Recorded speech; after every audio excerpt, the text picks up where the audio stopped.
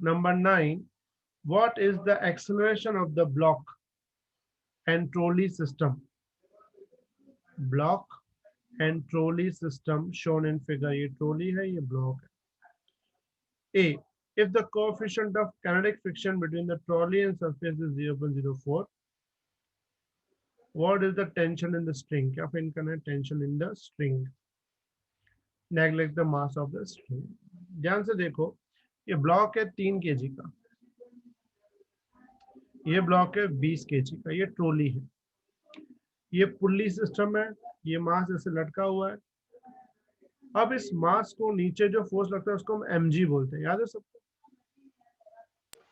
Yes sir. m into जी. इन्होंने direct दिया है 30, वैसे 30 आएगा क्योंकि m जो है वो 3 kg है, वो g, इसको m1 बोलते हैं हम, m1. ये है m2, m2 20 kg है. ठीक है, कोई डाउट यहाँ तक? No sir. अब सिंपल बात है, ये ब्लॉक नीचे जा रहा है, अगर ये नीचे जाएगा तो ये ब्लॉक कहाँ जाएगा? आगे जाएगा. ठीक है. हाँ. अच्छा, इसमें फ्रिक्शन किस तरफ लगेगा? अगर ये आगे जाएगा तो फ्रिक्शन लगेगा पीछे. समझ में आई बात? ये फ्रिक्शन है. ठीक है, अब पूरा ध्यान. फॉर ब्लॉक, ब्लॉक मतलब ये राइट साइड वाला, तो राइट साइड वाले में सिंपल हम लिख सकते हैं T is equal to mg. पता चला ये? हाँ जी सर. मास है 3, g है 10, तो ये हो जाएगा 30 न्यूटन. यहाँ तक कोई डाउट? No sir. अब पूरा ध्यान. अब बात आती है फॉर, अच्छा हाँ, T इज mg नहीं, रॉन्ग रॉन्ग रॉन्ग, क्या गलती की देखो हमने.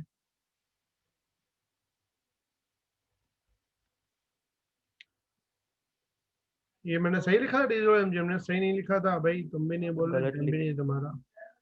मैंने बोला ये मोशन कर रहे हैं, स्टेशनरी थोड़ी है. ये मोशन में है, स्टेबल नहीं है. और जब मोशन में था तो क्या होता है? ये मोशन में है. मोशन में इन द सेंस कौन बड़ा? mg बड़ा है कि टेंशन बड़ा? ये डाउनवर्ड साइड मोशन में है तो mg बड़ा कि टेंशन बड़ा? बोलो. mg. mg ज्यादा, तो देखो mg minus tension is equal to ma. समझ में आई बात?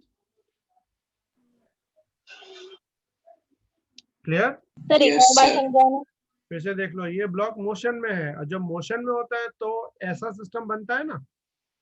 इक्वल हम कब लेते हैं? इक्वल चीज कब लेते हैं हम लोग? जब वो स्टेबल हो.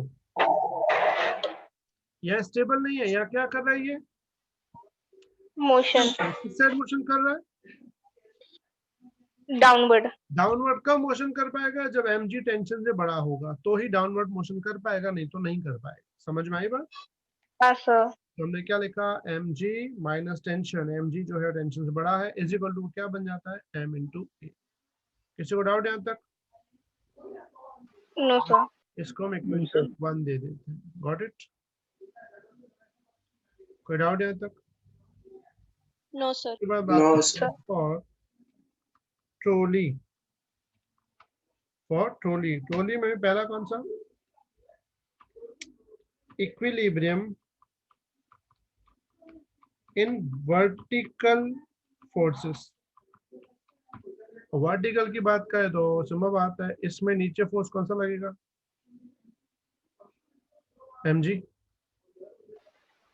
और ऊपर कौन सा लगेगा? बोलो. नॉर्मल. समझ में आई बात? हाँ सर.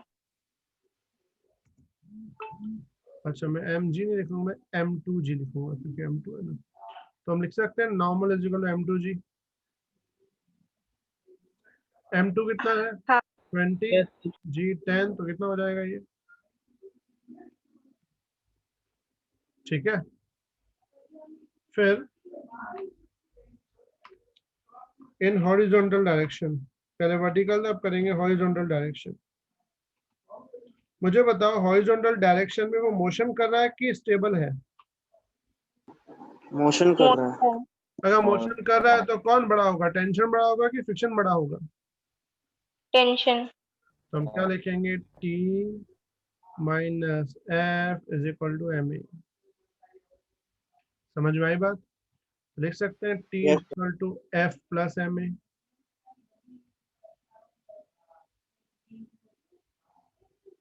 तो लिख सकते हैं T is equal to F की जगह म्यू एन। सर ये काइनेटिक फ्रिक्शन है तो फिर हाँ तो म्यू नहीं है। के लिखूंगा म्यू की, और क्या, फ्रिक्शन तो फ्रिक्शन होता है ना। काइनेटिक मतलब है मोशन में, इसलिए काइनेटिक बोलेंगे। स्टेबल होता है तो स्टैटिक बोलेंगे। Got it? Yes sir. Mu दिया है 0.04, ठीक है।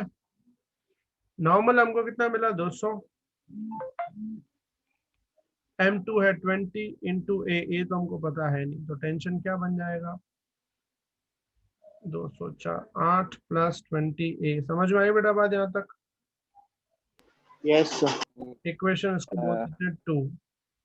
फिर हम क्या करेंगे, सेकंड इक्वेशन को फर्स्ट में डाल देंगे।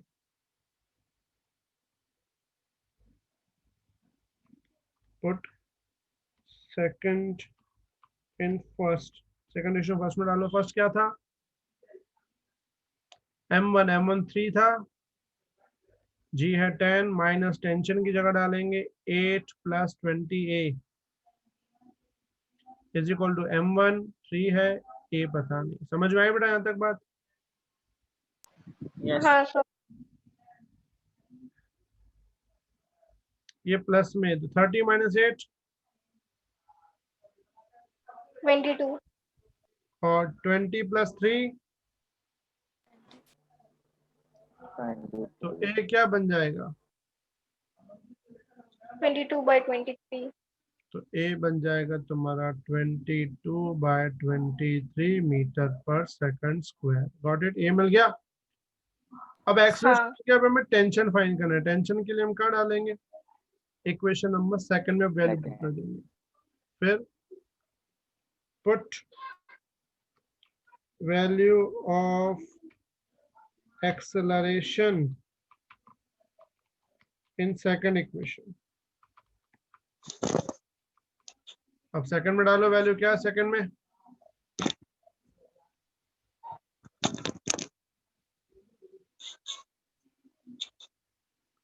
क्या आएगा सेकंड इक्वेशन में डालेंगे तो टी इक्वल टू 8 प्लस 20 ए की जगह 22/23।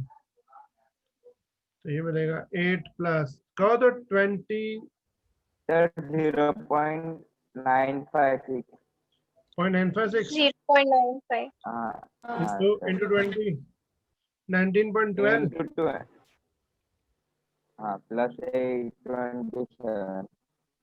प्लस 8, तो तुम्हारा वैल्यू बन जाएगा 27.12। समझ में आ गई बात बेटा? Yes sir. Yes. लिख लो फास्ट। सर मैं दूसरे फोन से ज्वाइन हो रहा था, आप उसको अंदर ले लो ना। हाँ बेटा।